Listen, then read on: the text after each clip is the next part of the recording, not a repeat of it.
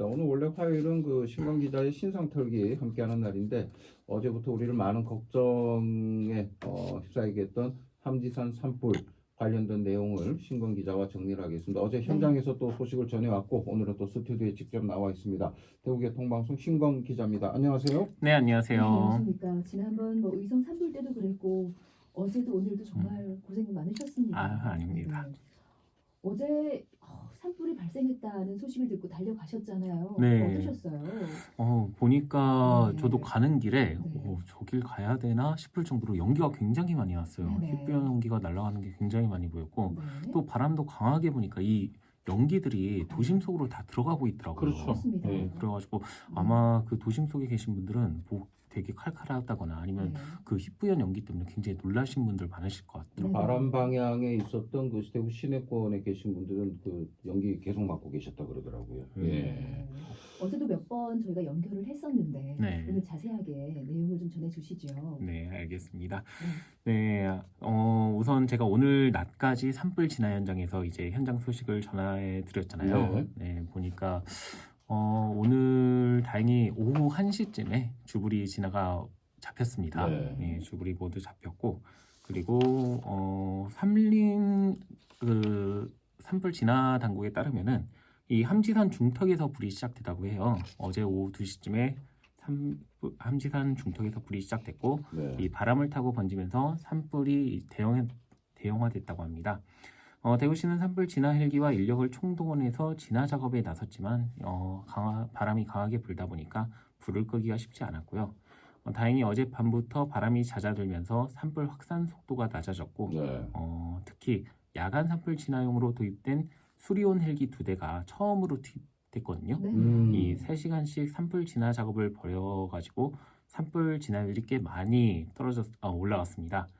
날이 밝으면서 헬기 50여 대가 총동원되면서 오후 1시에 이 주불이 잡혔습니다. 저희가 어제 방송하면서 이제 어두워지니까 이제 헬기 다 철수합니다. 굉장히 걱정을 했는데 집에 가서 뉴스를 보니까 수리온 헬기 야간 투입한다 이 소식을 네. 듣고 그럼 근데 바람도 밖에 보니까 좀 잦아들었고 맞아요. 야간 진화하는구나 네. 그래서 좀 다행이다 생각을 했었거든요. 네. 도심 가까이 있어서 그래도 조금 작업이 됐었나 봐요. 그죠? 그런 것도 있고요. 네. 아무래도 어제 날씨가 좀 많이 도와줬던 것 같아요. 이 바람이 약하게 불어가지고 맞아요. 그래가지고 좀 헬기가 뜰 수 있던 여건이 됐던 것 같습니다. 저희가 보기로는 축구장 364개 정도의 면적이 탔다라는 뉴스를 읽었었는데 네.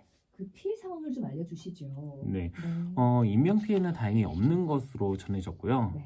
다만 이 산 안에 있던 비닐하우스 4동과 이 트랙터하고 이양기 같은 농기계 7대가 전소되거나 좀 반소되는 피해를 입은 것으로 잠정 집계됐습니다. 네. 말씀하신 것처럼 정확한 조사가 이루어져 봐야 알겠지만 산림 260헥타르, 축구장 300여 개 분량의 이 산림도 불에 탄 것으로 알려졌습니다. 축구장 300 이거 얼마나 넓은 참 맞아요.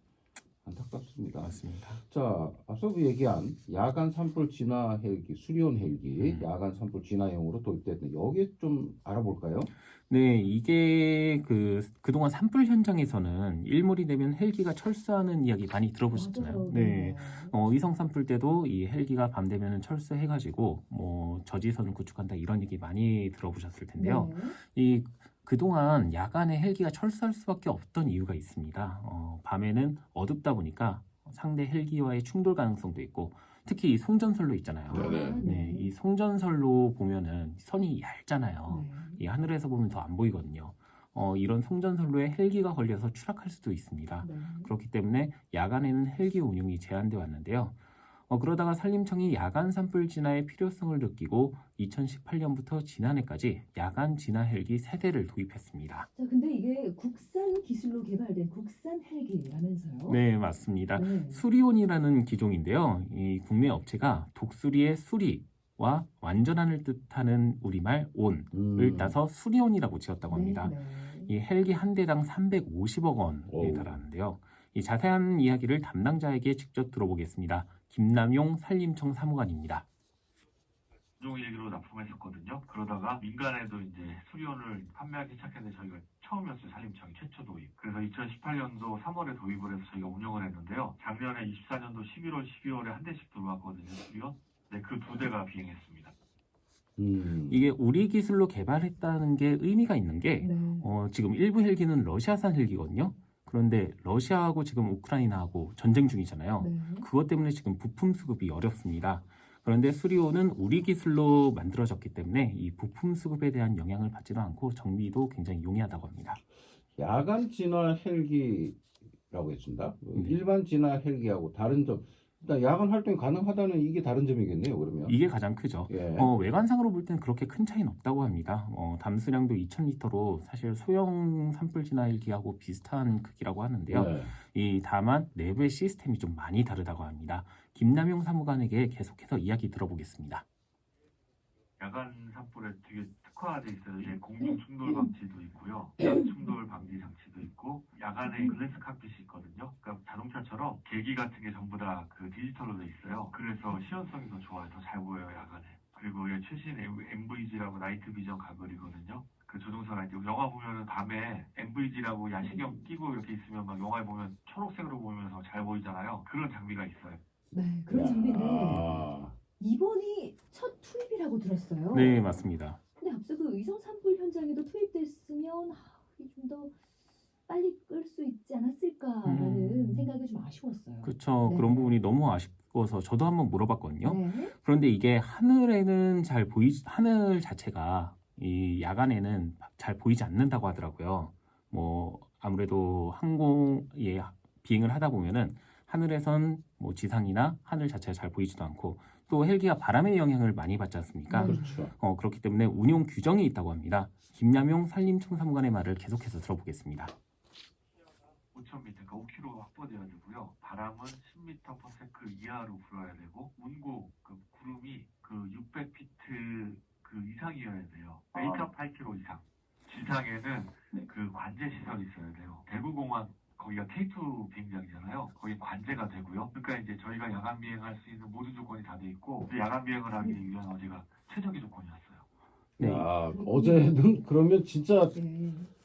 하늘이 도왔죠. 운이 좋았다고 해야 되나? 참, 네. 야, 이 옆에 K2 있고 음. 관제센터가 있고 음. 다행이네요. 그쵸. 이 경북 같은 경우는 산지가 많은 데다가 관제 시설도 없잖아요. 네. 또 바람도 그 당시에 굉장히 심하게 불었잖아요. 많이 불었죠. 네. 그렇기 때문에 야간 산불 진화 헬기를 운용하기에는 어려운 조건이었다고 합니다. 네, 네. 그 앞서 보면은 막 야간에 헬기 뜬 시간이 한 3시간씩이라는데 네. 계속 작업하면 더 빨리 막 끌 수 있었던 거 아닌가요? 그쵸. 그렇긴 한데 이것도 안전상의 이유가 있습니다. 우리가 자동차 운전을 하더라도 이 피로도가 굉장히 많이 쌓이잖아요. 네. 뭐 헬기 같은 경우는 속도도 그렇고 항구나 항속거리 뭐 신경 쓸 것도 많은 데다가 관제탑에서 관제로 받아야 하거든요. 그렇기 때문에 피로도가 많이 쌓이기도 하고 또 그렇겠죠. 제약도 있다고 합니다. 이 사무관의 말을 계속 들어보시죠.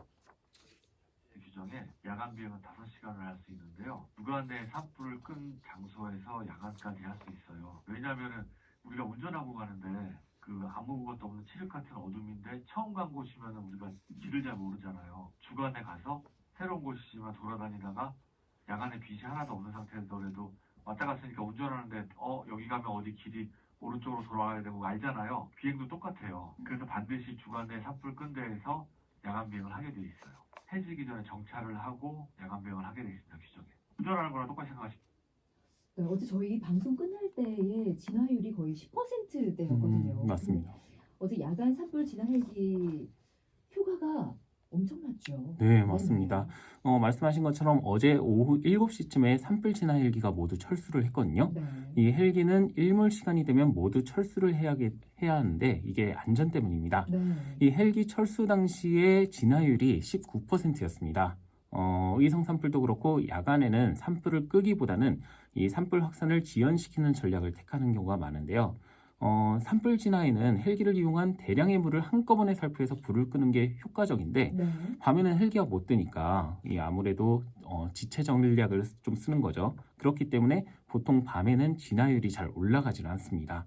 위성 산불만 해도 낮에는 40%까지 올라갔던 진화율이 하룻밤 사이에 10%대까지 떨어지는 경우도 있었거든요. 네. 그런데 헬기가 철수한 밤 11시까지 집계된 산불 진화율이 47%였거든요. 네네. 이 3시간 사이에 30% 가까이 진화율을 끌어올린 걸 보면은 이 야간 산불 진화 헬기가 큰 역할을 했다는 건 분명해 보입니다.